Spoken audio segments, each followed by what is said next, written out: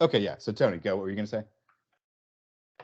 Well, as a recap, were you asking for suggestions of like a horror game with good storytelling, or? Absolutely. Dead Space was one that I remembered being interesting, and I remember starting it way back at when, but didn't ever finish it.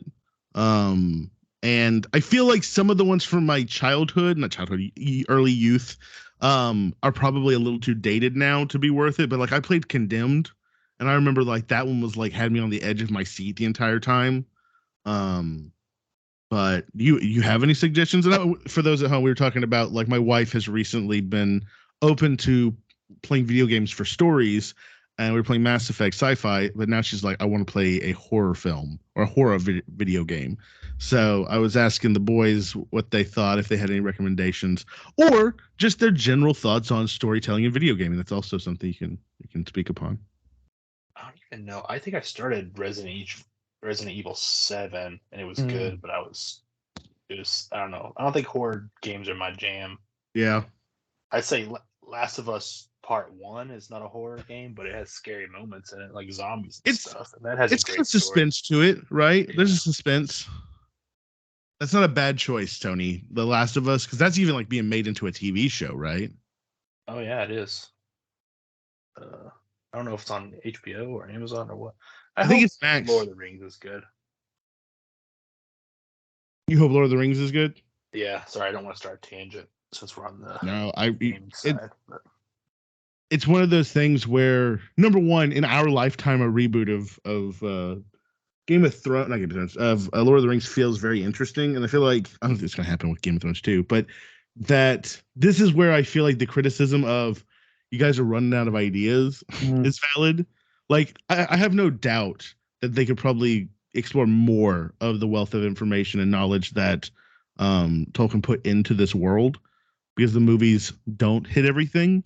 But at the same time, it's a story now that I know, and I don't know that I really want to spend the time rewatching it. So it's going to have to be something that really draws me in for me to want to rewatch it.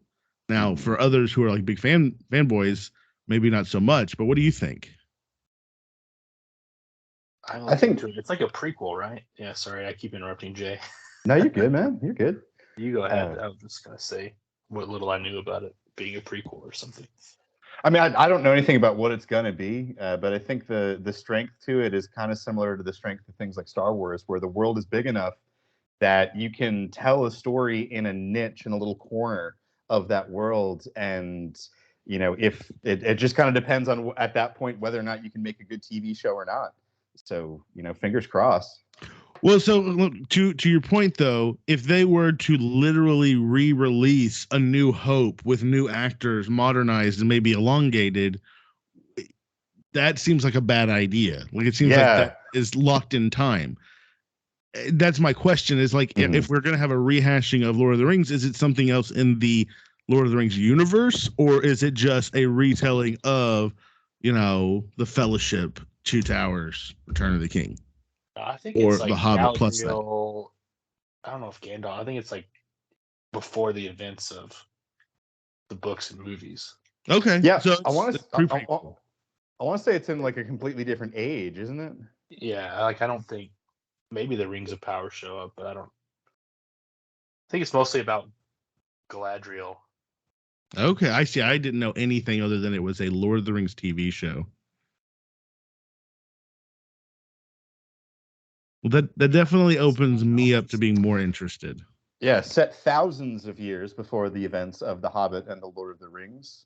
It begins during a time of relative peace and covers all the major events of Middle-earth's Second Age: the forging of the Rings of Power, the rise of Dark Lord Sauron, the fall of the island kingdom of Numenor, and the last alliance between elves and men.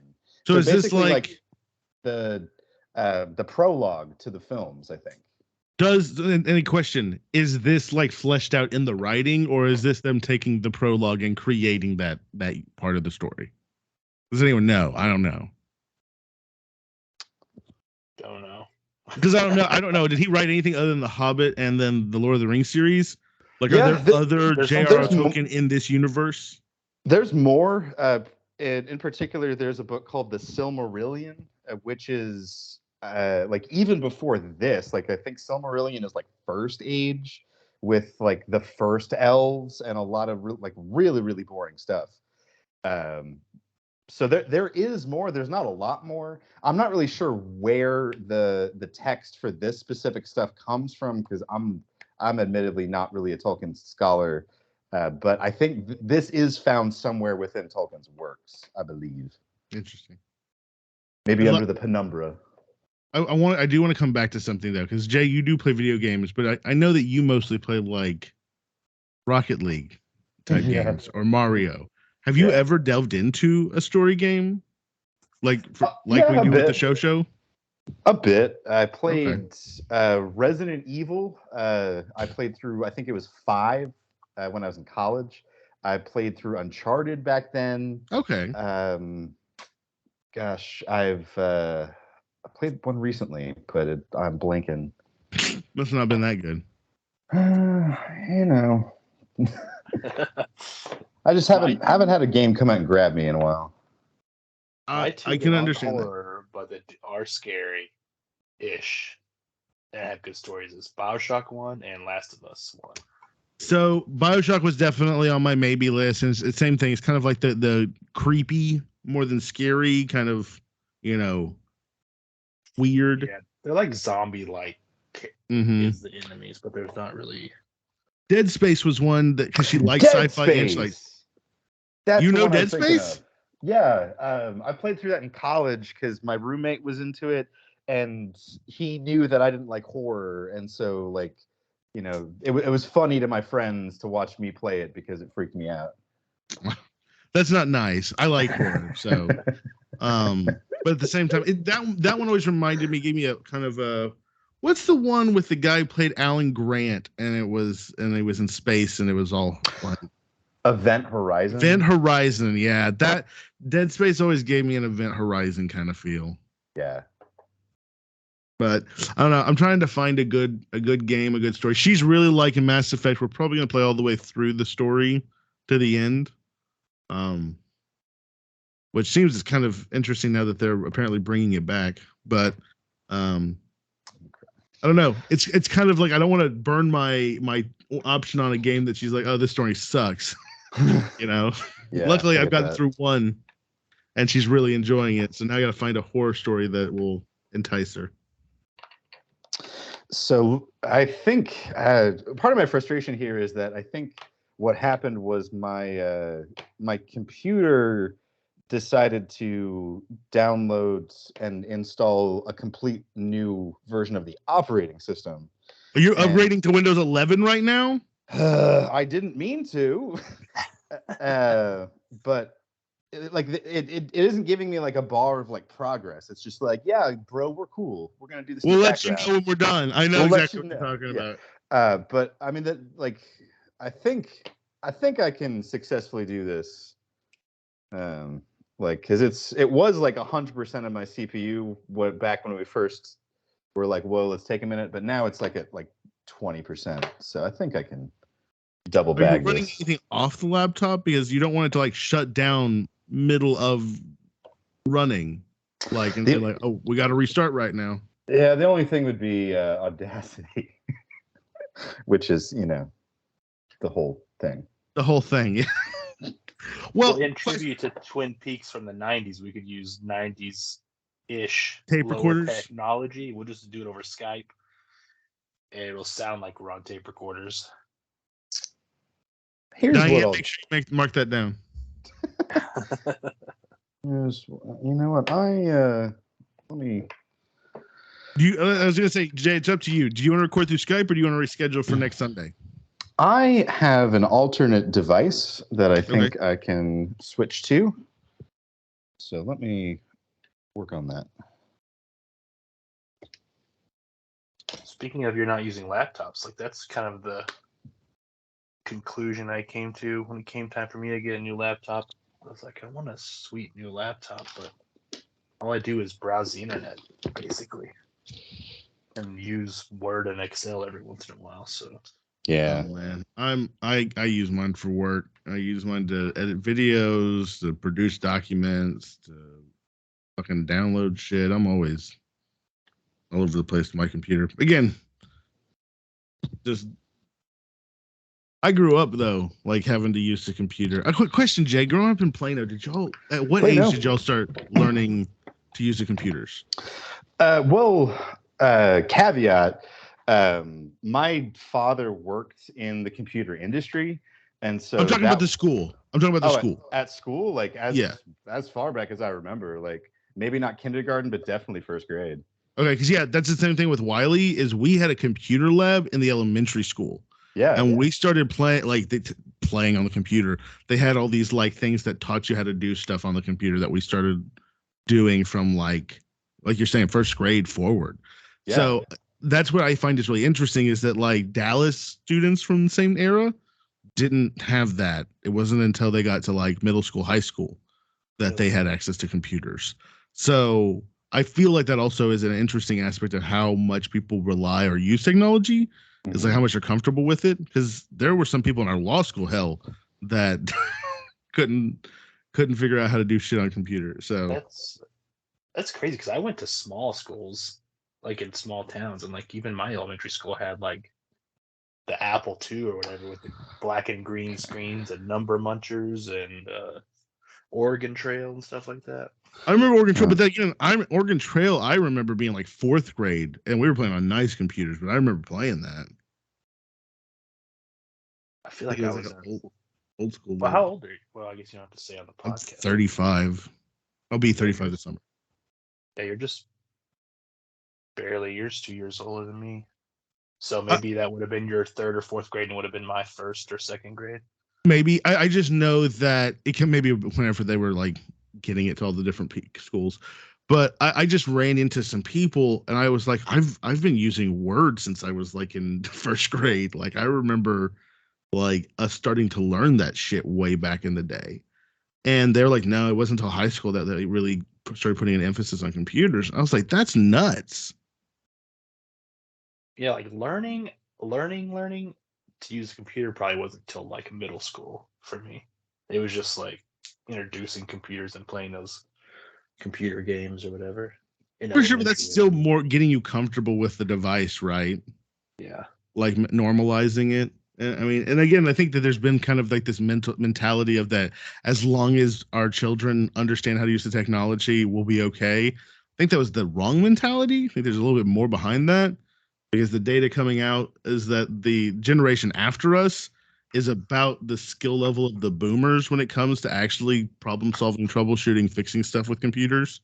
And that our generation is actually probably the most equipped to actually solve that, because we had to learn. Like, I don't know about you guys, but I had to fucking hook up my Xbox myself. Like I had to do all those things if I wanted to go, bring it with me, on a trip or something. Nobody else was going to help me do that shit. They were troubleshooting my computers. Are there two generations behind us, or just one generation behind us? We're the I guess millennials, and then there's the is it Zoomers? What do they call them, or is it Gen Z? Gen Z, I think, is what pops into my head.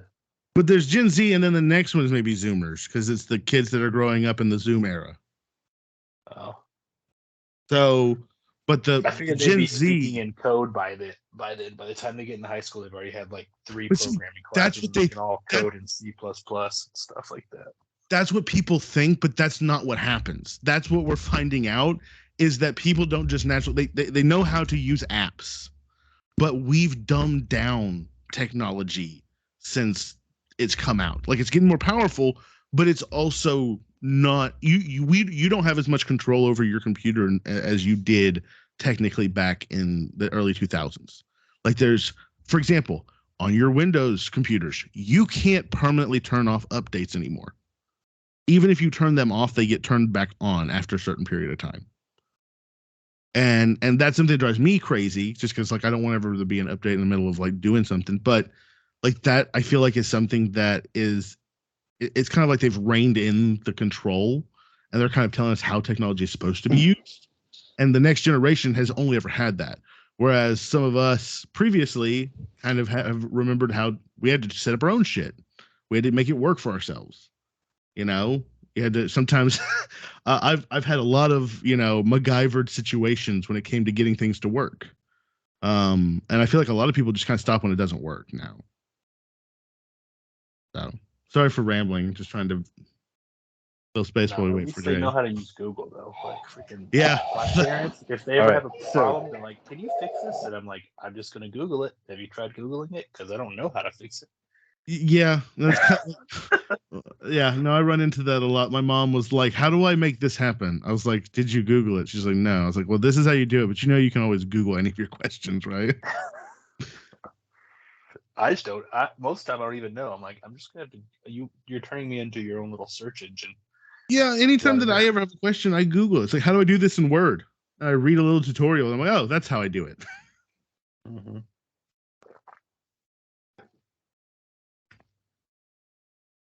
Did Jay say his computer has come back to life? All right, so good news. I have figured my stuff out, and I am ready to rock when you guys are. Okay. So we're hitting record, and then you're gonna tell us when to clap. Yes. So we're all gonna hit record on our individual recordings. Then I'm gonna count us down. 3, 2, 1, clap. Then I'm gonna start talking, and then we'll be off and running. Ooh, let me take a sip of water. Yeah. Let me grab a drink. 1 second.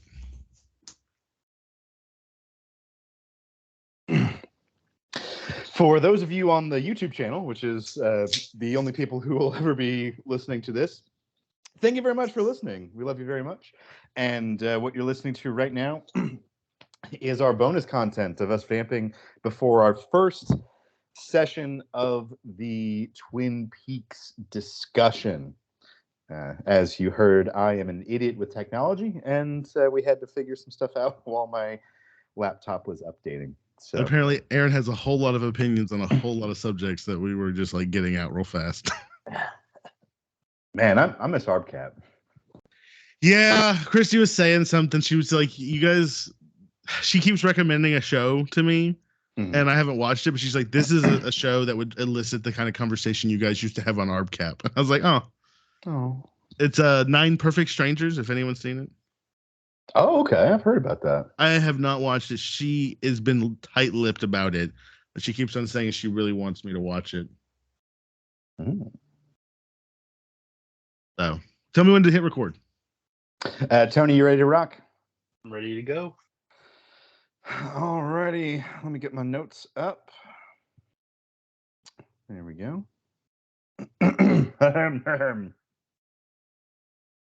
Alrighty, I am hitting record. All right, I am talking into my microphone right now and checking my levels. Same. Alrighty. All right, I'm gonna count us down. We're gonna do 3, 2, 1, clap. So 3, 2, 1. Alrighty. Hello, and welcome to the show. It's pretty simple. We're 3 friends who love TV shows. We pick a show to watch every month, and we get together here to talk about. I am both immensely pleased and a little bit shocked to be welcoming you to episode number 50 of the show. To the fans that held us down till everybody came around, welcome. It's here. I'd like to welcome you inside the broadcast booth. I'm Jay. I'm joined today by my 2 Hall of Famers. That's Aaron. Heyo. And that's Tony. Hello. Welcome, gentlemen. Today on the show, we're here to talk about Twin Peaks. Before we get into that, check out our social media for news about the show, including our now indefinitely postponed 2022 tour and cruise, along with plenty of other bonus content, especially if you want to hear our ramblings of what we talked about before we got on the mics today. Check out our YouTube channel. It'll be up there. But you can find us on the at the show pod. You can email us at the showtvpodcast@gmail.com. You can find our YouTube channel at Mandamus Radio. You can find me individually out there at jsuesponte. Aaron, where can we find you? At Tenacious Aaron on Twitter. And Tony? Pretty much only active on Instagram at tpenquite. Alrighty. So to celebrate our 50th episode here, let's dive right in. We're talking about the first season of Twin Peaks here. The 1998 episode Spring Sensation that swept the nation. So what the hell did we watch? Well, okay, so Twin Peaks is this is, you know, kind of the wiki summary, is a mystery horror drama series which was created by Mark Frost and David Lynch. Lynch is one of my personal favorite directors. Very weird, very interesting. It premiered on ABC on April 8th, 1990, and originally ran for 2 seasons until cancellation in 1991. We have watched the first season at this point in the recording, and so we're going to be talking about that here at this point. So the first season follows the murder in a small town of Twin Peaks, which is in the Northwest, and there is a murder of a girl in the town. There are so many characters in this plot, so we're just going to give the quick, like 30,000 foot view, you know, summary, which is that murder in a small town. The town is devastated. The girl is connected to almost everybody in the town, and the FBI have sent in one of their top investigators to figure out what's going on, and that is Mr. Dale Cooper, one of my personal favorites. So that's kind of the big one. Now we have so many characters. I mean, this is almost a joke that whenever you have a main cast and a secondary cast, and the main cast is at least 12, 15 people, there is no one main character. I guess the main story is kind of told through mostly Agent Cooper. But we have Sheriff Harry S. Truman, not a joke. We have Shelley Johnson, who is the young diner waitress who is in an abusive marriage with Leo Johnson, who is just like the apparently resident asshole. We have Bobby Briggs, who is the murdered girl's boyfriend, and the murdered girl is Laura Palmer. And so this whole story is kicked off by her body being found on the shoreline. We have Benjamin Horn, who's a local businessman who owns the Great Northern, which is the big hotel in town. We have Donna Hayward, which is Laura's best friend, and apparently just like not aware of anything that's going on until she dies. We have Audrey Horn, who is by far one of the weirdest and most interesting like characters in this story. She's Benjamin Horn's daughter and a classmate of Laura. We have Dr. Will Hayward, which is Donna's father, and he's the local physician. We're almost done, guys. We've got Norma Jennings, who is the owner of the Double R Diner. We have James Hurley, who is a friend and classmate of Laura, secretly seeing Laura on the side in the woods, but also secretly in love with Donna, but does not realize this until Laura is dead. And that's whenever he realizes he really loves Donna, but was, you know, also apparently in love with Laura. We also have his uncle, Ed, who's just friends of people in town and runs a gas station, and who his wife is apparently crazy and in need of silent drapes. Absolutely silent drapes. Nadine. And we also have Pete Martell, which is the husband of Catherine Martell, who runs the mill. Pete is her husband. And, you know, I just love Pete. He has some of the weirdest lines in this show, but I love him. We've got Leland Palmer, which is Laura's father, who is played by Ray Weiss, famous actor. Very good, very weird. We also have Josie Packard, who actually owns the sawmill, is Catherine Martell's sister-in-law. And she is, I guess, the only Asian in town. Like, I thought that was really interesting that they just specifically chose to pick someone who was of Asian descent. But then we also have, see here, Lucy, which is the secretary at the police station. We have Andy, who is her beau. We have a number of other police officers. I think that gets us through the major characters. Is there any other that I missed that we need? I guess Dr. Jacoby, the psychiatrist who was treating Dr. Laura? Jacoby. At the end, Hank. Yeah, we've got Hank, the con, right? Oh yes, we got Hank. Sorry, guys. Like I said, Norma's so many people. Right. Norma, the diner owner, Hank's wife. We've got Maddie, the somewhat identical cousin of Laura with black hair.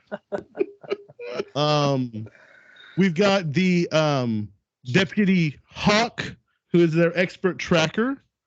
And we have reference to a Wyndham Earl, which is Agent Cooper's former partner at the Bureau.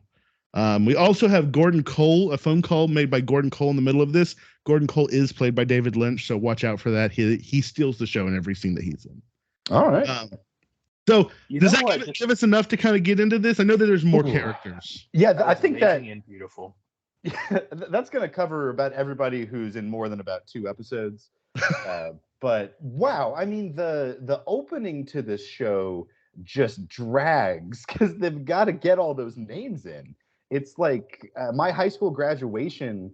We graduated with like 1,600 kids, so they didn't have time to be like. Mark Adamson is graduating summa cum laude and he's going to Penn State. No, they were like Adams, Adamson, Barons. They were just like going through. And that's kind of how the opening to the show goes. Like rather than marinating in Kyle MacLachlan and Peggy Lipton, no, we're just like name. Yeah, there's a lot of people introduced characters. The world is very much thrown out in the way a town would be, like there's this whole town, this whole, I guess, group of people who are experiencing this event because of how small and tight knit everyone is. So you know what that long list made me think about? It was like, where did Bobby's best friend, the douchebag Jock, go? He just like literally disappeared. I just now thought of that. I'm like, wait, he was just there and then he's not there. He's not that important, I guess. I think Bobby is more important than he is. I mean, he is in the scene. Like, well, I don't want to bring up anything yet. So, okay, you guys, first season, first impressions. Was it what you expected? Was it not? Was it weirder? Ooh. It was weird. Like, I really didn't. It seemed kind of like supernatural, but it wasn't really supernatural. And then, I don't know how far into the story we're getting, but like once Dale Cooper had his first dream, I was like, okay, this is definitely way weirder than I thought it was going to be in the first. I don't know what episode that's in, maybe 3 or 4 or something, but it really took a turn into Weirdville. The one with the giant? The dream with the giant? Or the dream where he's throwing the things at the bottles?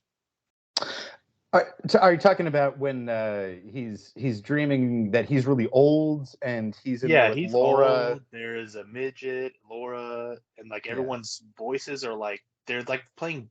It's like someone recorded it, rewound it, and recorded it, and then rewound it and played it forward again. So the red room. So whenever they're in the red room, the people who are in the red room speak in a way where they've said the things backwards and then they've recorded it and then they play it backwards so that it says what they've said forwards. Oh, I was pretty close there. Yeah. So it's exactly what it is. Sometimes my arms bend back. I say that all the time. But yeah, that's supposed to be, to me, this is where I consider Lynch to be a surrealist director, right? In the same sense that Dali is a surrealist painter. And so a lot of these sequences that break from the normal storytelling, they are delving into a surreal glimpse at the world in some way, whether it's through dreams, whether it's through visions, whether it's through people's behavior kind of being off. Like one of the scenes that I was talking to Christy with beforehand that really stands out to me this time is the scene where Bobby and his friend are barking at James in the prison. Like that becomes so surreal as it goes on. Like they change the vocals, they alter it. His voice kind of like gets into this weird, almost like sounding more like a dog, but it's not really his voice. And then he just starts screaming at the top of his lungs, and then it stops. Like it kind of is unsettling, right? Right. And unusual, like, but at the same time, like it kind of feels raw and in a weird way real, like through the energy and feeling of what's happening in the sequence, though at the same time you're watching this bizarre scene unfold. God, I love Bobby so much. I love Bobby so much. Just his huge face just steals the screen because he's always so expressionful, and that's not even a word, but that's just Bobby. Like he's shocked, he's angry, he's upset, like he is wearing his heart on his sleeve, and I love it so much. There's some moments, I think Bobby specifically, because everyone else is either like good or bad in the acting department. And Bobby, I feel like there are glimpses where I'm like, wow, this guy's good. And then but 70-80% of the time I'm just like, oh my God, he's playing it up so hard.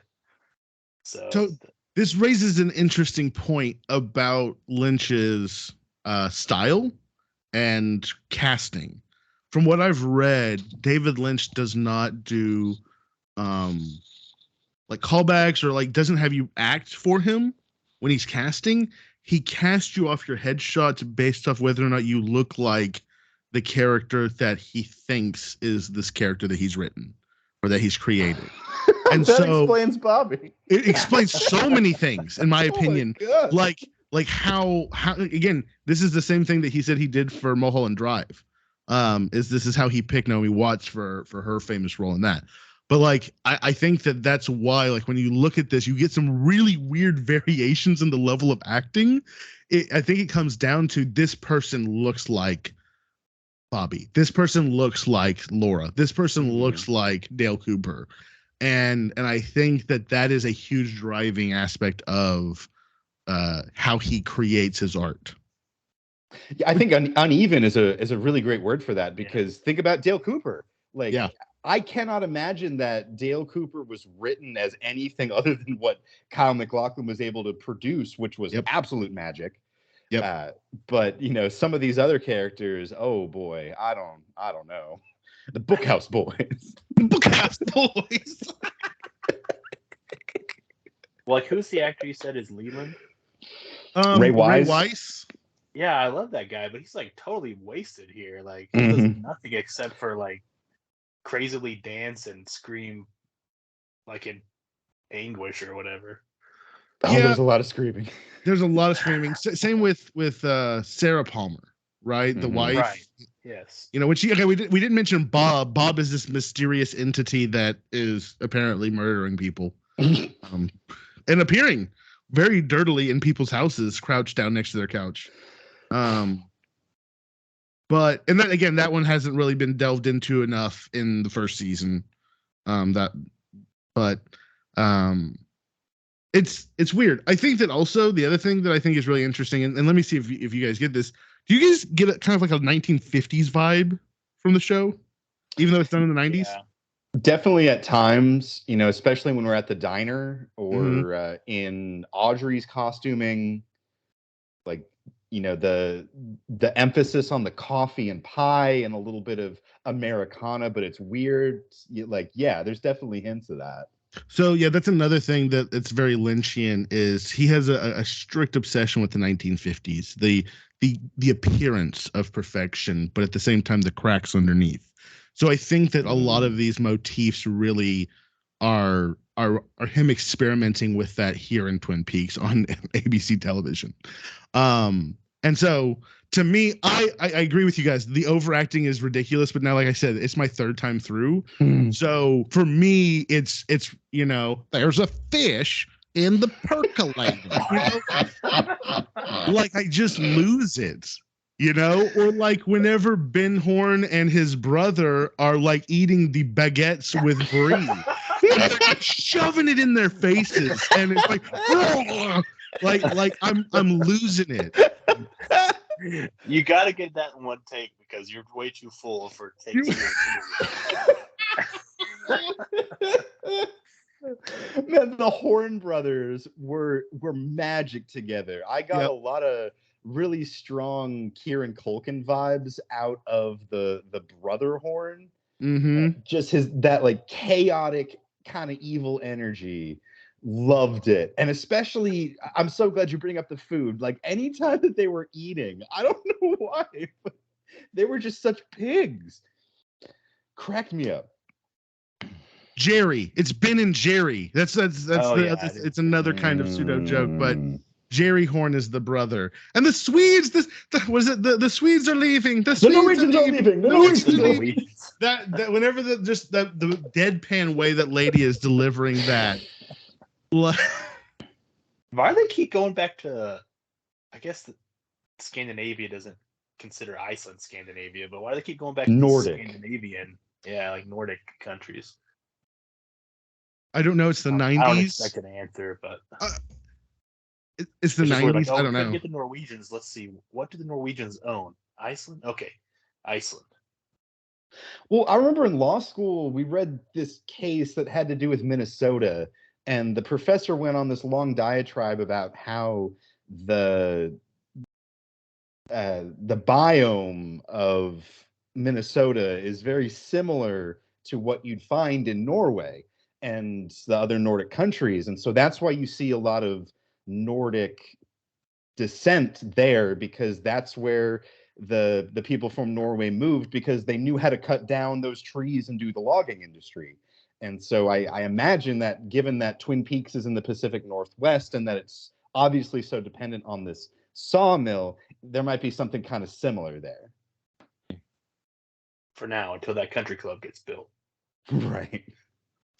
Well, Ghostwood or Ghost Manor. What is it?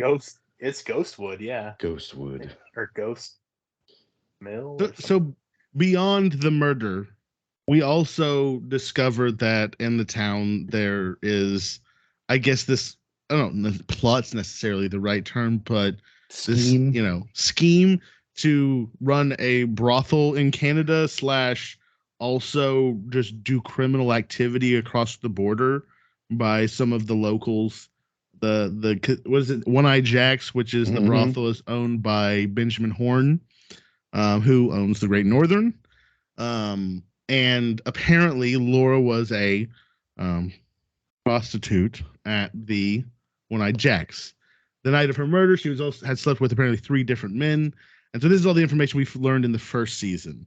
The police suspect that it is Leo Johnson, with the help of his the Jacques Renault, the Renault brothers. Man, Jacques Renault is a greasy motherfucker. Well, by the end of season 1, Jacques has admitted to having sex with Laura on the night of her murder, and he's also he's also implicated Leo. And we've heard the tape recording of Laura talking about, or at least what we think is a reference to Leo, because we hear her talk about how somebody who drives a red Corvette really gets her engine running. Yep. And so that's kind of where we leave it, is that we know that she was with Leo and Jacques on the night of the murder, and it's heavily implied that they are the murderers, if not involved with. That's where we leave it, at least at the end of season 1. Yep, absolutely. So, go ahead. Jay said it was a sensation. So was this a sensation when it came out, or has it achieved cult status like after the fact? Like, was this a network television It was show? ABC. This is pretty ABC. like heavy material once you get into like the stuff everyone's doing in the backgrounds. I'm surprised. Like, this was probably the best show ever when it came out. It was groundbreaking. For one thing, it premiered in April, which is traditionally the end of the season, and it only ran for 8 episodes. So it was very cinematic in a way that television had never been up until that point. And the first episode, which was the double episode with a full 90-minute runtime, that did so well in the ratings that at that time, 1 out of 3 people in America watching television were watching that pilot. It got huge ratings. And wow. It was up against Cheers, which, you go up against Cheers in 1990. Are you crazy? Yeah. And so from what I understand, it was a ratings hit at the beginning. And at least for season 1, it was somewhat of a water cooler sensation, and one of the first. But after that, I think we'll get into it in season 2. Some things changed, quality went down, viewership went away, and it was canceled pretty quickly. Yeah. So we'll get into that in season 2, but here at season 1, this is essentially, and also I think that movie at the beginning, they hedged their bets. They had an alternate ending that they could just tack on and make it to where the answer was all solved, and it could be a movie, and they could have just shut it down there. But because of how successful the premiere was, they went ahead with the show. Interesting. Oh, cool. Because, obviously, this show has really very little interest in solving the murder. we really don't spend any time moving that plot forward other than in very esoteric ways. The show is much, much more about just the interactions between the people in this town. Yeah. And I think that's kind of a barrier for entry on this show. Is that something that you can get into or not?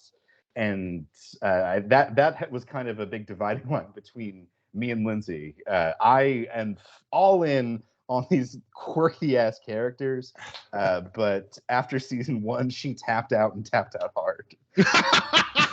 Well, see, you had made reference to that in the chat, and you didn't reveal who tapped out.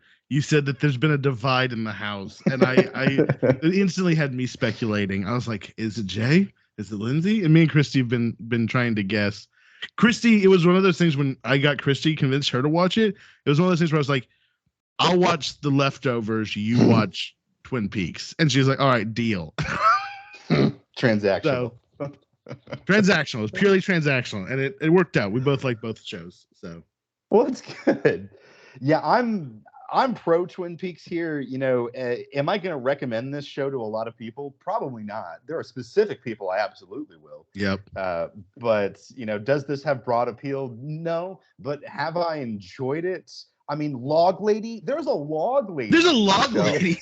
I was going to say earlier whose favorite character in Log Lady was going to be near the top of the list. Oh, no question. Right up there with Bobby. Yeah, no, I love Bobby. I love Bobby's dad. Bobby's dad's phenomenal. Yes. Great writing there. Oh, man.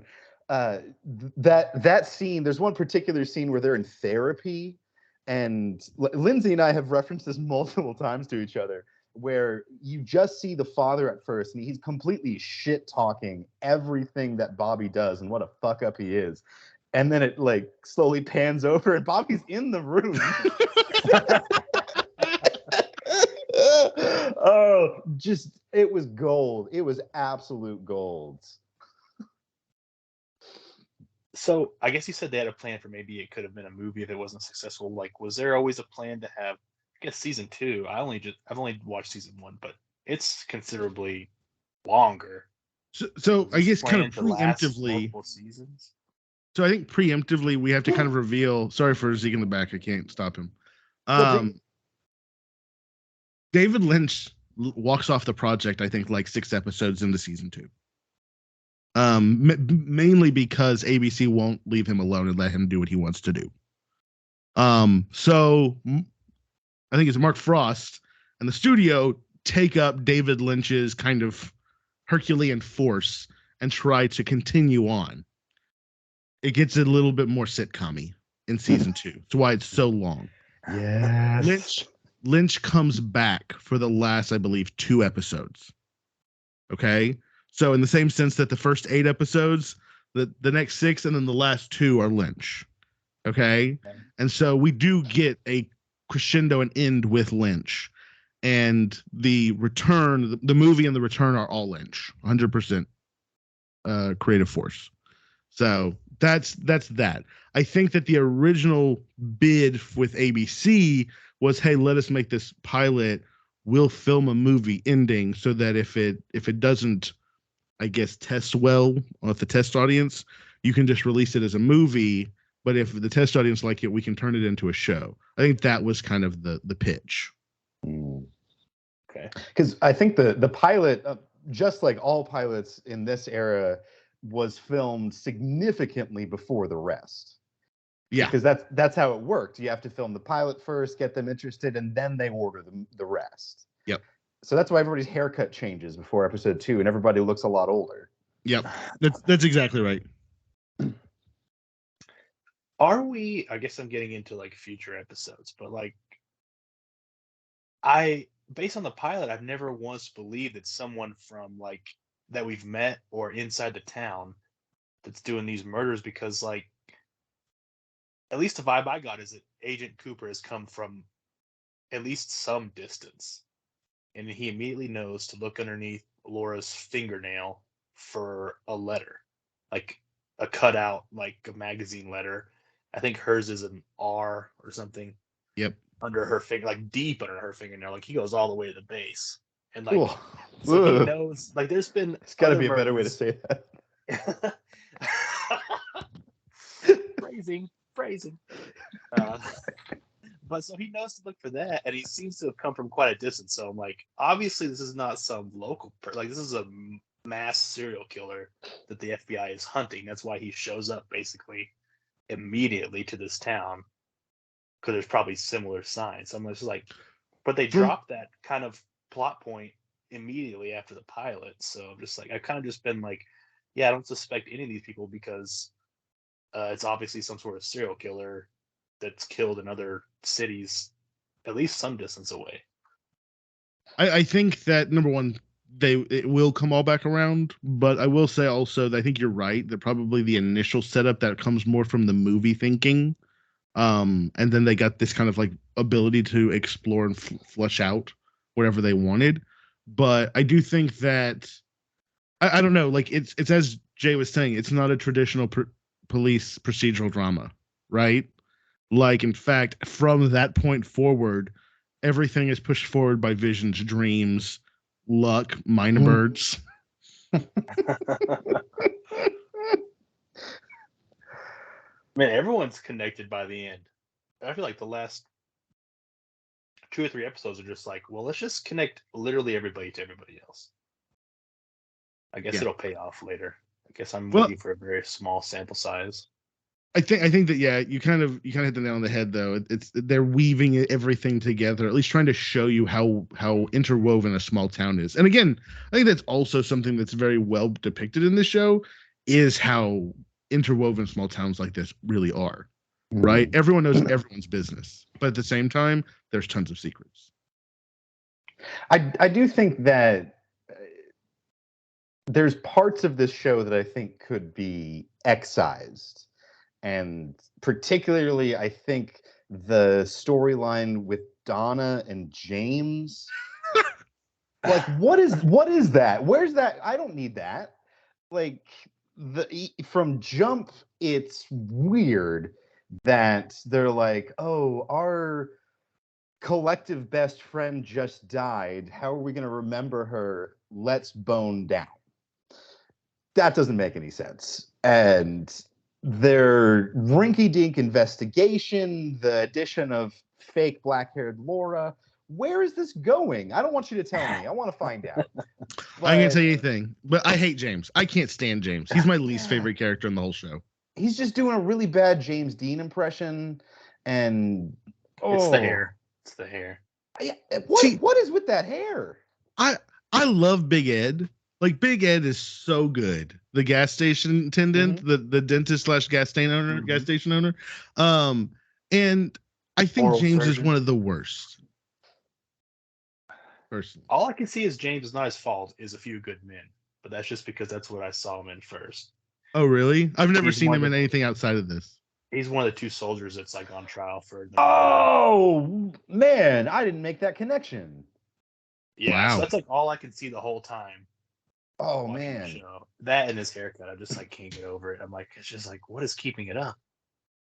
Just like, have you guys ever seen the movie version of Mice and Men that was made in the 90s starring Gary Sinise and John Malkovich? No. Yes, I think so. Like, I watched it in high school English, and I found a lot of other people also had a similar experience. But if you're at all familiar with of Mice and Men, part of the story is that they're working on a farm, and the farmer's wife is a little promiscuous, and the streetwise one has to keep the other one away from her because he knows it's going to cause trouble if he gets with the farmer's wife. Well, guess who played the sultry, sexy farmer's wife? Laura Palmer. Close. But Sherilyn Fenn, Audrey Horne. Oh, really? Oh, really? Yeah. Well, Lenny's also mentally, like, he's like handicapped a little bit, right? Right. Like, he's big and strong, and he doesn't really know how strong he is. Right. Ooh, but let's just take a second and appreciate Audrey Horne. Yeah. Wow. I mean, she's like Scooby-Dooing around the Great Northern, like peeking out at people through like portrait holes and stuff. Amazing. The She has her own theme song. Audrey has her own theme song. That is what I will say about She's Audrey in this show. like the jazz combo. Yeah, like that's. I'm pretty sure if you go look up the Twin Peaks like soundtrack, it says Audrey's theme. Amazing. Yeah, she used to be Dale's partner because she's like as smart and resourceful as James and Bonnie wish they were. Well, yeah, but she's gotten herself into a situation where I think that her belief that nothing bad can happen to her might be getting challenged with how the first season is ending. Mm-hmm. So, Like high school me would 100% be into Audrey, and she's terrible. You know, you do not want to be Audrey Horne's boyfriend, but high school Jay, that's all he wanted was that girl, the bad girl. the girl who just didn't care about anybody else but herself, and was just gonna do her own thing to everybody else's detriment, but just looks so sultry doing it. I think you just like the sultry look. Yeah, I think it's just that's a teenage Jay right there. Man, I promised myself I wasn't gonna do this, but it's like Audrey Horne like walked out of like my dreams and into this show, and I'm like, how did you do that? Like, this show predates. I don't know how it worked, but well, I guess that maybe you have the same kind of preferences as David Lynch does, because I mean, a lot of this stuff is all David Lynch's design, right? yeah, and he tends to create the same archetypes and tropes in his storytelling. So I think Audrey is the kind of this I don't say amalgamation, but it's kind of like this.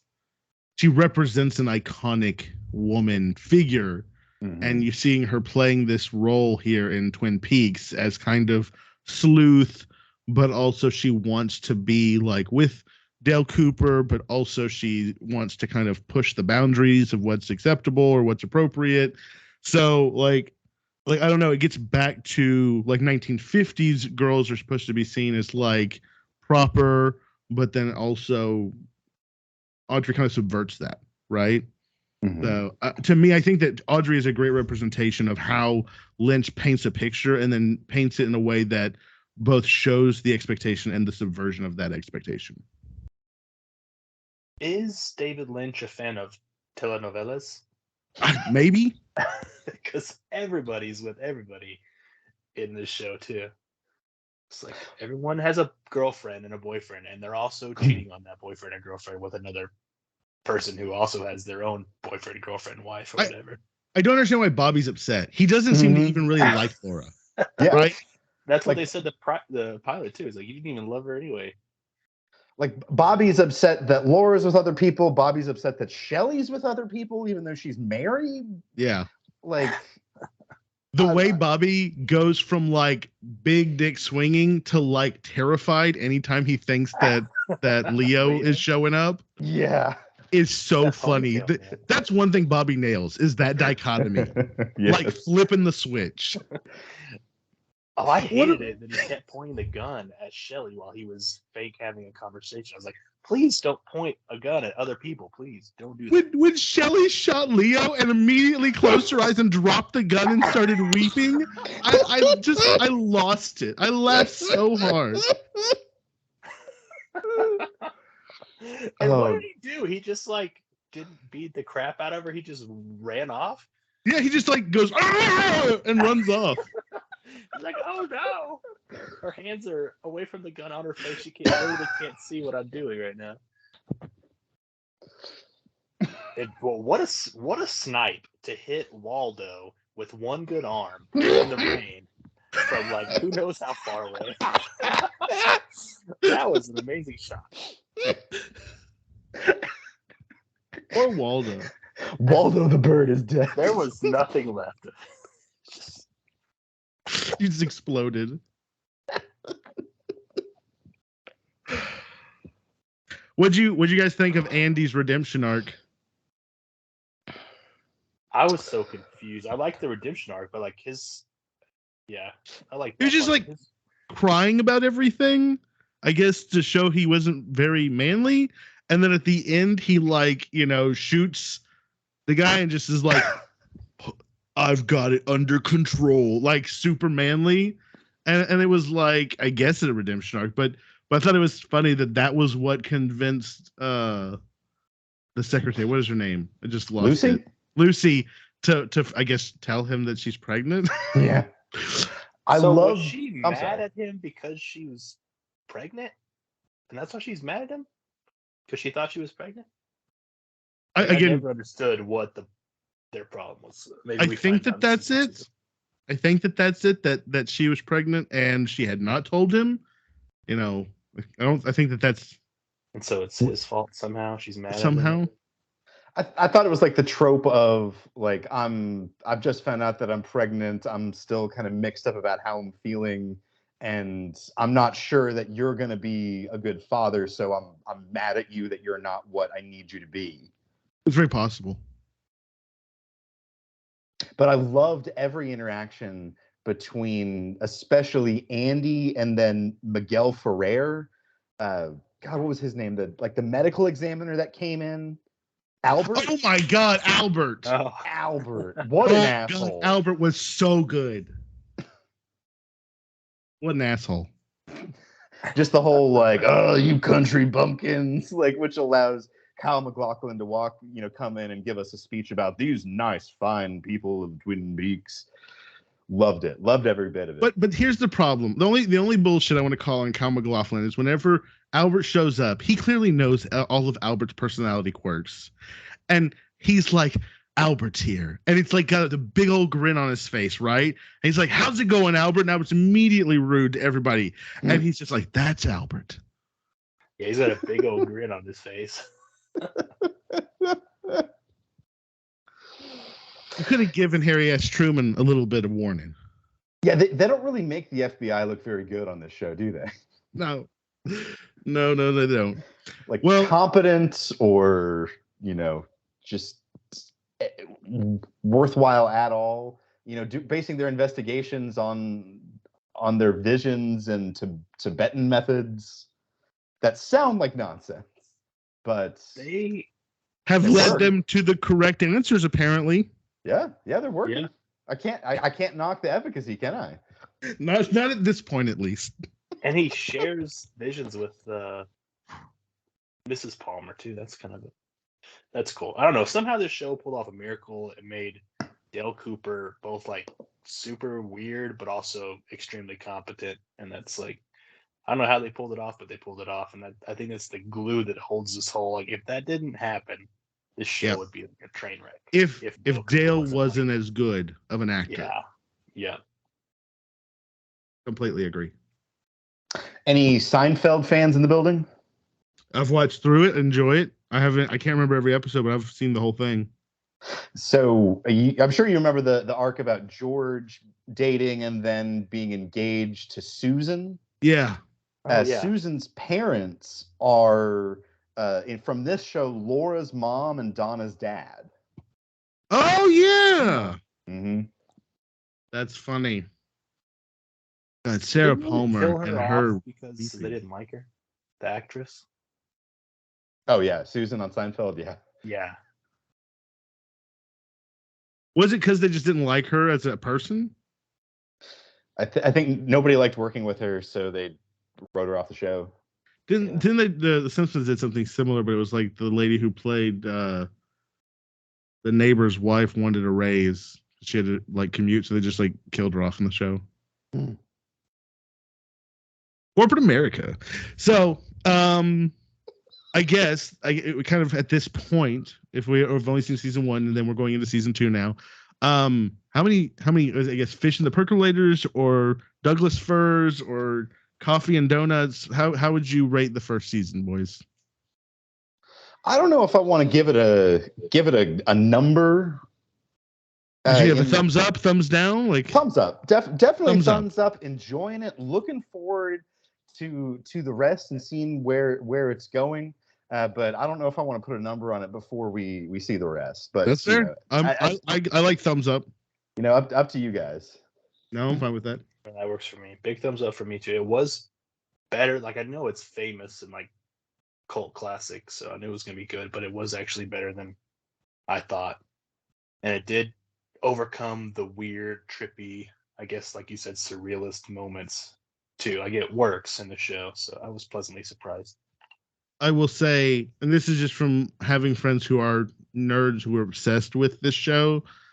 Mark Frost did write like a journal, diary, like things like that to supplement parts of the story after I believe the seasons were done after it had been canceled. And so there are like entire message boards of people who at before like the return and stuff like that had come out that were discussing things and coming up with theories and all that stuff about the story back then. So that is one of the interesting, I think, the reasons why this became a cult classic, but the reason why this kind of persisted in pop culture had to do with the fact that it got canceled, that it had such a weird run, that it had such a weird storytelling method, and that the fandom just kind of was like constantly exploring theories about it and stuff like that. It does kind of feel like a precursor to like Lindelof stuff, like Lost and Leftovers type vibe. That same thing I was actually telling Jay. I'm like, I'm sure there's websites out here that's going to be like Nadine's eye patch means this, or like Dr. Jacoby has one red and one blue glasses lens, and that's what this means, or something. I'm sure there's probably like I'll tell you one right now. There's a significance to the fan in the Palmer's house. Gotta be, right? You keep seeing it, and you keep seeing it, right? There's a significance to it.